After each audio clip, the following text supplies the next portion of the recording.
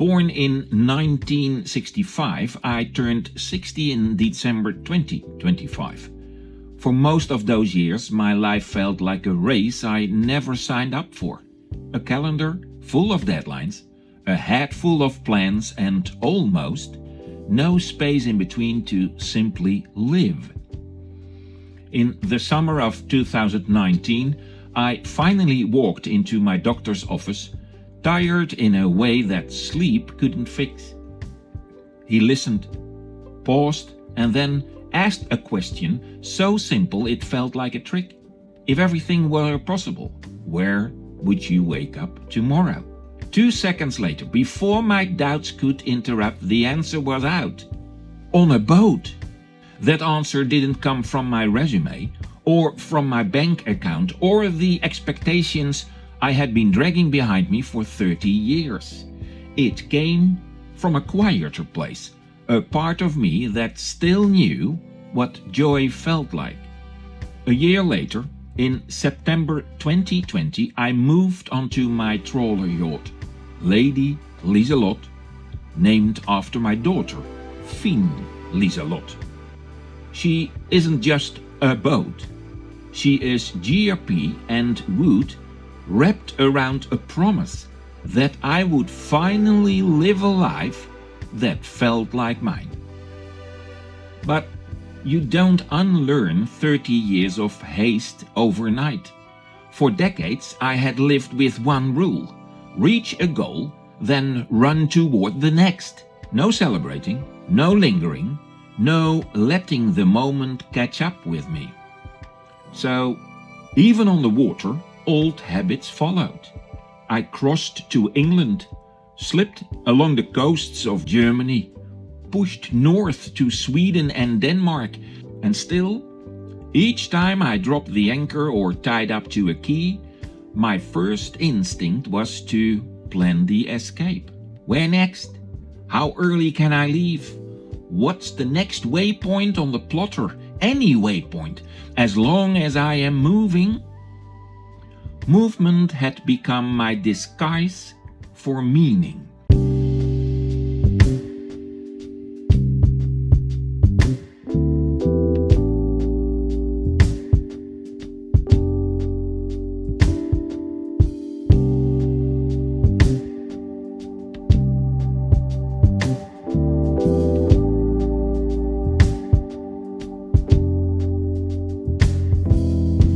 If I was on the way, I could pretend I knew why.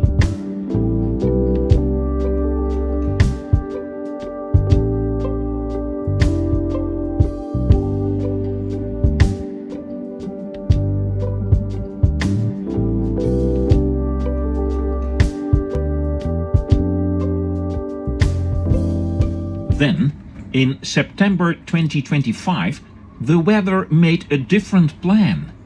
A storm pinned me down in Dover.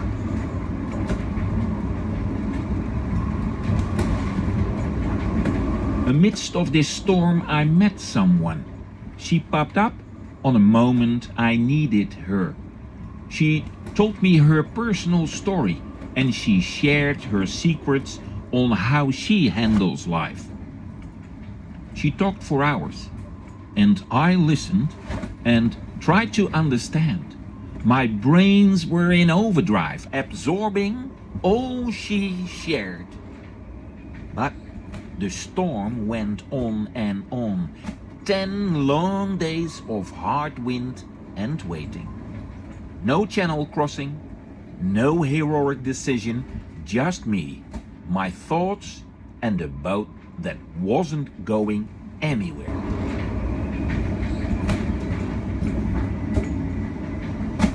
At first, the old voice came back.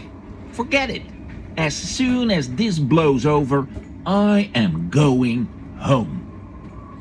And then, somewhere between another grey morning and another restless night, I thought about this woman and her lessons learned. And this single stubborn thought pushed back. I am home. My boat is my home. My children had already hugged me goodbye with a simple, loving sentence, Dag pap, veel plezier, in Dutch, meaning, goodbye daddy, have fun. The woman who once made me feel seen and valued, who loved me but could not share this life at sea, had chosen her own dream on solid ground. Over 6 honest, painful months, we had let each other go. Even my car, the one I had saved for, driven 100,000 kilometers, the machine that once felt like pure freedom, I had sold. There was nothing to go back to. I had already left. So, if Lady Lieselot was home, and if home was already under my feet, a much harder question emerged. If I am always on my way, where am I actually going? And if I don't know that yet, how long is this journey? How do I make sure that I am not just passing through my own life, but actually living it? In that marina at Dover, with the wind howling around the boat, I realized something had to change. The course that needed correcting wasn't on the chart. It was inside my chest. I had to learn to loosen the lines that tied me to the expectations of everything and everyone. To accept that my children could love me without needing me to be around the corner. To accept that the woman I loved could walk her road on land while I took mine at sea. To accept that I could drop anchor somewhere and not immediately calculate my escape. Little by little, almost shyly, that began to work. Not as a grand revelation, but as a series of small choices. Staying one extra night at anchor, just because the light was beautiful. Making coffee without checking the clock. Letting silence exist between ports without stuffing it full with plans. When the weather in September finally calmed, I pointed Lady Lieselot's bow towards France.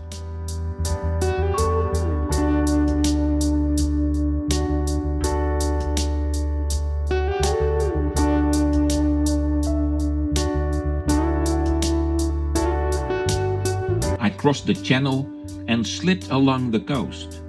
Boulogne-sur-Mer,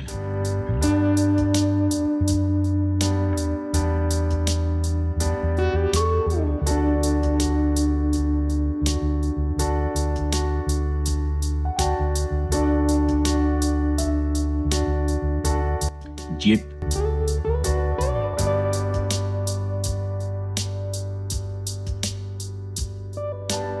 and Honfleur.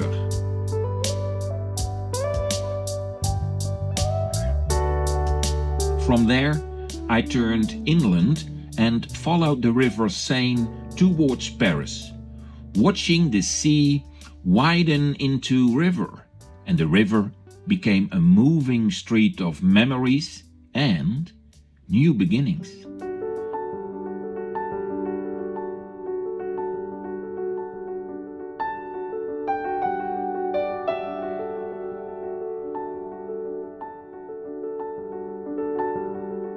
Now I am here in Paris, and I will stay until April 2026.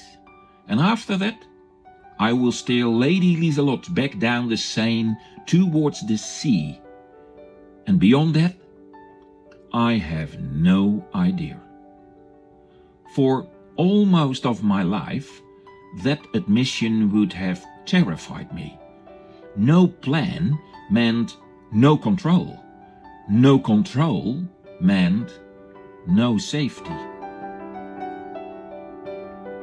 But at 60, Standing on the deck of my floating home, I am starting to understand something different. The destination was never the point. The point is to be fully present for the one life I get, in the one body I have, on this one boat that carries both my fears and my freedom. So I am learning a new kind of navigation, not the kind that chases the next harbor, but the kind that asks each morning, where do I want to wake up tomorrow? Who do I choose to be on this stretch of water, in this path of time? Some days the answer is simple. Here. Exactly here. Aboard Lady Lieselot. Not running away, not racing ahead, just living. Finally on course with myself.